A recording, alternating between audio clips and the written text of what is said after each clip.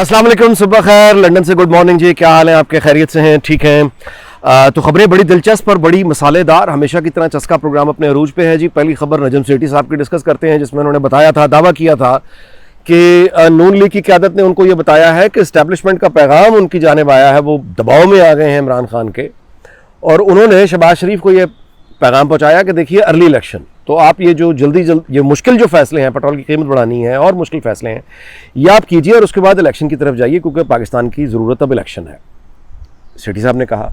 दूसरी जानिब आपने देखा कि पाकिस्तान की फेडरल कैबिनेट, वहाँ से जो ऑफिशियल न्यूज़ जारी हुई है वो ये है कि नहीं, ऐसा बिल्कुल नहीं है, इत्तेहादियों के साथ इजलास हो गया है और तय ये पाया है कि असम्बलीज जो हैं वो अपनी मुद्दत कंप्लीट करेंगी और इमरान खान के साथ अब बस घेरा तंग और उसकी ऐसी की तैसी। बाय द वे, जब से ये हुकूमत आई है, रोज़ाना इस तरह की बातें कुछ दिन में 20 मरतबा होती हैं कि इमरान खान की ऐसी की तैसी, अलबत्ता ऐसी तैसी वो फिर गया इन सब की। अब आप इन दोनों खबरों को ज़रा में रखें, आगे चलें। मारियाना बाबर की खबर ये है कि आज GHQ में रावलपिंडी में गैर मामूली इजलास हो रहा है और मीटिंग्स हैं बैक टू बैक, और बड़ा गौर फिक्र कि कहाँ जाएँ, क्या करना है, इलेक्शन होना है नहीं होना है। एक तरफ से ऐलान हो रहा है कि असम्बली अपनी मुद्दत पूरी करेगी, दूसरी जानिब से हफीज़ शेख के बारे में ये खबरें हैं कि वो केयर टेकर प्राइम मिनिस्टर का गोया एक प्रोटोकॉल उनको दे दिया गया है, यानी वो कराची लैंड किए हैं और उनको एक बड़ा खसूसी प्रोटोकॉल दे दिया गया है, तो केयर टेकर गवर्नमेंट बन रही है। अच्छा, इससे आगे आ जाए, बिलावल भुट्टो जो हैं, जिनकी पहले अमरीकी यानी पहले यानी उनकी पहली जॉब है बतौर वज़ीर ख़ारजा, वो अमेरिका पहुंच चुके हैं और सेक्रेटरी ऑफ स्टेट से उनकी मुलाकात आज है। आज ही के दिन दोहा में IMF के साथ पाकिस्तान के दोबारा से मुज़ाकरात का आगाज़ होने जा रहा है, जिसमें मिफ्ता इस्माइल शरीक ही नहीं है, मतलब वो गए ही नहीं है। और उनके बारे में अगेन सेठी साहब की खबर ये है कि वो इसलिए नहीं है क्योंकि उनको ये मालूम नहीं है कि हुकूमत जो है वो 48 घंटे में ख़त्म हो जाएगी, 36 घंटे में ख़त्म हो जाएगी। मैं वहाँ बैठा पाकिस्तान की वफ्द की सरबराही कर रहा हूँ, पीछे से गवर्नमेंट ही ख़त्म है, तो उस पर फिर जो थैंक यू वेरी मच करके जाना, मैं जाऊँ ना, मतलब ये। अच्छा, अब इन खबरों की अपोजिंग खबरें, एक दूसरे का तजाद हैं, ये खबरें एक दूसरे की तरदीद हैं, ये खबरें। तो मसला क्या आ रहा है? क्या नजम सेठी साहब को आप समझते हैं कि वो कुछ चस्काबाजी प्रोग्राम, क्या नजम सेठी साहब ने गोया कोई अपनी रेटिंग को डिस्कस होने के लिए कोई इस तरह की अपनी तरफ से बात कर दी है? तो मैं आपको जवाब दूं कि नजम सेठी साहब जो हैं, ये इनको आप ARY ग्रुप या सलमान इकबाल ना समझें, यानी कहने को तो वो भी सहाफ़ी ग्रुप है ना। तो मैं आपको लेकिन फ़र्क बता देता हूँ कि एक जानिब यानी सेठी साहब का जूता, तो खैर मैं क्या कहूँ, उनका कोई मोज़ा हो ना, वो भी उतरा हुआ 2 दिन का, यानी 2 दिन का जो उतरा हुआ इस्तेमाल शुदा एक मोज़ा सेठी साहब का रखा हो ना तराजू के एक पलड़े में, और दूसरे पलड़े में सलमान इकबाल का पूरा वजूद और एयर वायर न्यूज़ सारा ग्रुप रखा हो, तो नजम सेठी साहब का जो 2 दिन का इस्तेमाल शुदा मोज़ा है ना, वो ज़्यादा मोतबर है, ज़्यादा कीमत रखता है, ज़्यादा वैल्यू रखता है। सलमान इकबाल का वजूद और न्यूज़ ग्रुप ऐसे हो जाएगा, तराजू ऐसे, यानी सॉरी ऐसे हो जाएगा, ऐसे, यानी सेठी साहब का मौजा जो है अगर इस पलड़े में रखें तो वो तराजू ऐसे हो जाएगा। उनकी इतनी हैसियत भी नहीं है सलमान इकबाल की एयरवे ग्रुप की सेठी साहब के सामने। तो इसका मतलब है कि सेठी साहब ने जो रिपोर्ट किया वो ठीक था, वो ठीक बात थी, लेकिन जो पाकिस्तान की कैबिनेट के इजलास के बाद जो ऑफिशियल खबर हुई है वो भी ठीक है। अगर ये दोनों खबरें ठीक हैं तो यहां से तजाद मालूम हो जाएगा कि इंतशार कितना बड़ा है, पाकिस्तान कितने गहरे क्राइसिस में है। तीसरी जानिब GHQ का इजलास जो गैर मामूली हो रहा है, बैक टू बैक मीटिंग्स आज हो रही हैं, काबिल यानी असल फैसला अब नजरें वहां है कि यहां लंदन में कोई फैसला होता रहे, पाकिस्तान की कैबिनेट कोई और फैसला करती रहे, यहां पे कुछ और खबर, वहां पे कुछ और खबर, लेकिन असल खबर जो होगा वो वहां से पता चलेगा जो GHQ में तय होगा। लेकिन जो GHQ अपनी साबका पॉलिसी, यानी यह कि फौरी इलेक्शन नहीं, वो इमरान खान के दबाव में आके इमरान खान को रिलीफ दिलवा सकता है। जो एस्टैब्लिशमेंट माइंड चेंज कर सकती है वो दोबारा भी माइंड चेंज कर सकती है। आगे आए, अभी को खत्म नहीं हुई है तजाद, आगे चलें, मजे की बातें।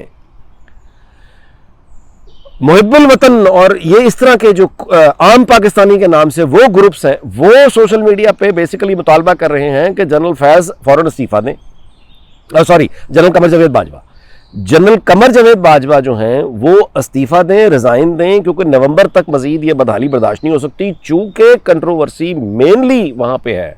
वो अगर रिजाइन कर जाएं तो जो भी मैकेनिज्म है उसके तहत नया चीफ वो पहले अपॉइंट हो जाए। लेकिन अगर ये होगा तो शहबाज शरीफ वज़ीर आज़म है, फिर वहां से PTI खड़ी हो जाएगी, क्योंकि वो जितना मर्जी जनरल बाजवा को बुरा भला कहें सूट उन्हें यही करते हैं, जनरल बाजवा ही सूट करता है पीटीआई को, क्योंकि इस वक्त अगर आप फर्ज कीजिए ये रिजाइन देकर चले जाते हैं, कोई तगड़ा जनरल आ जाएगा तो फिर वो पीटीआई के नाज नखरे कौन उठाएगा?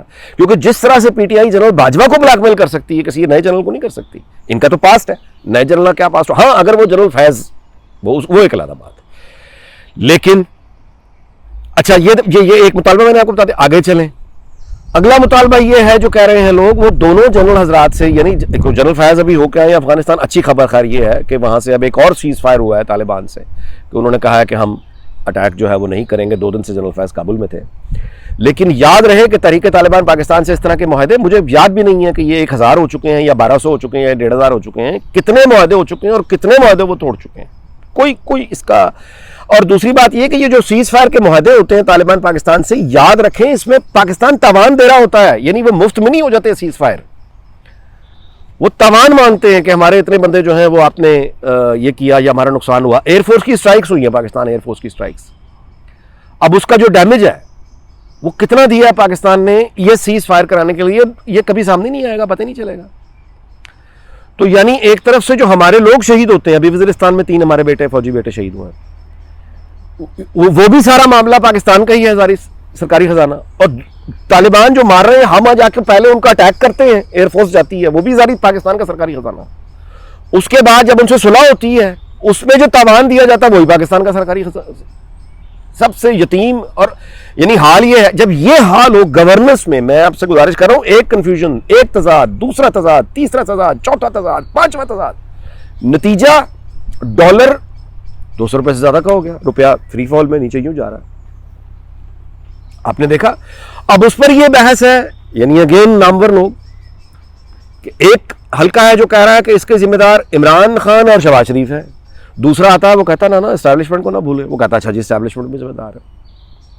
आप मेरी बात समझ रहे हैं? तो जहां पे मेरे भाई मामलात इतने, यानी ये ग्रिड लॉक में फंस गए हैं, ये हुक्मरान तबकात की लड़ाई हो गई है। दरअसल हुक्मरान तबकात में तजाद आ गया है, जो माशरे का पूरा तजाद ऊपर से तो एक थे, नीचे तजाद था ना, अब वो तजाद ऊपर हिट कर रहा है, बार बार हिट कर रहा है। ये कच्चा पंचर लगा के उसे थोड़ा मट्टी डाल के एक पट्टी करके आगे चलाने की कोशिश करते हैं, एक और नया तजाद नीचे से फूटता है, उड़ा के रख देता है। अब आप मेरी बात समझ रहे हैं? अच्छा, अब अगर बिलावल भुट्टो, जिनकी मुलाकात अमरीकी वज़ीर खारजा से है और वहां दोहा में वहां पे इजलास चल रहा है, अब अगर उनकी, यानी आसिफ ज़रदारी ये कह चुके हैं जो बाइडेन उनके दोस्त हैं, बड़ा की बारी हो जो भी हो, उनकी बेहतरीन कोशिश होगी कि पाकिस्तान को कोई रिलीफ इस तरह का मिल जाए कि मौजूदा असेंबली जो है वो मुकम्मल मुद्दत जो है वो मुकम्मल कर लें, वो रिलीफ ले दें। तो अब अगर यहां से कोई रिलीफ बिलावल भुट्टो अमेरिका से, तो वो अपना प्रेशर एस्टैब्लिशमेंट पर लेकर आ जाएंगे, अपनी डिमांड्स लेकर। जैसे इमरान खान ने एस्टैब्लिशमेंट को प्रेशराइज करके कामयाब हुआ, वैसे बिलावल भुट्टो अब अपनी कोशिश कर सकते हैं थ्रू अमेरिका और थ्रू IMF अपनी एस्टैब्लिशमेंट को प्रेशराइज करने के लिए। फिर PMLN क्या करेगी? वो सड़कों, पार्टी तो सबसे बड़ी है, पंजाब की पार्टी है, वो निकल के पंजाब को जैम कर देगी, क्योंकि उसने भी एस्टैब्लिशमेंट पे दबाव डाल के अपना काम करवाना होगा।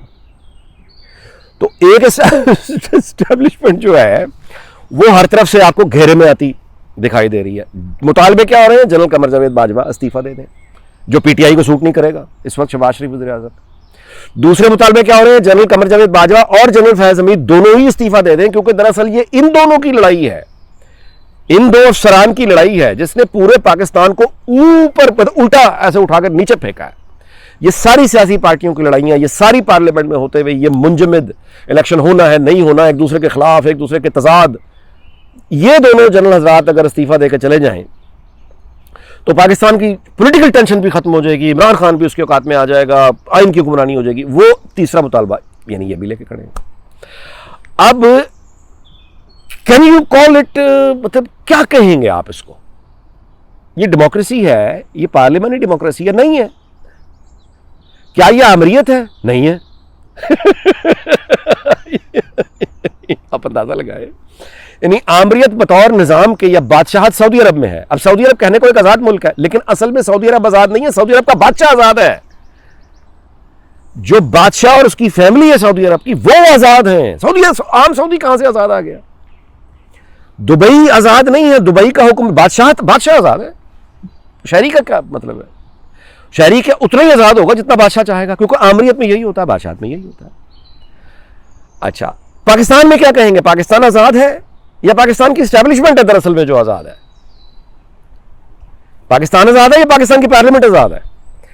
इसका जवाब यह है कि कभी स्टैब्लिशमेंट आजाद है, कभी पार्लियामेंट आजाद है, पाकिस्तान के अवाम आजाद नहीं है, आजाद नहीं है। क्योंकि उनका कोई ना तो लेना देना है इस सारे झगड़े में जो ऊपर हो रहा है, ना वो इसको हल करने की सलाहियत और अहलियत रखते हैं, ना ये झगड़ा उन्होंने पैदा किया था। ये झगड़ा लोगों ने तो पैदा नहीं किया, कौम ने तो पैदा नहीं किया। ये तो ये तजाद आपस के तजाद है। आप मेरी बात समझ रहे हैं? तो अब वो माजी का जो आप यूं कहिए कि एक फाइनल रेगुलेटर की हैसियत जीएचक्यू की रही है कि अगर गुलाम शाह खान और नवाज शरीफ में फटा हो गया तो वही ताकड़ फार्मूला आ गया।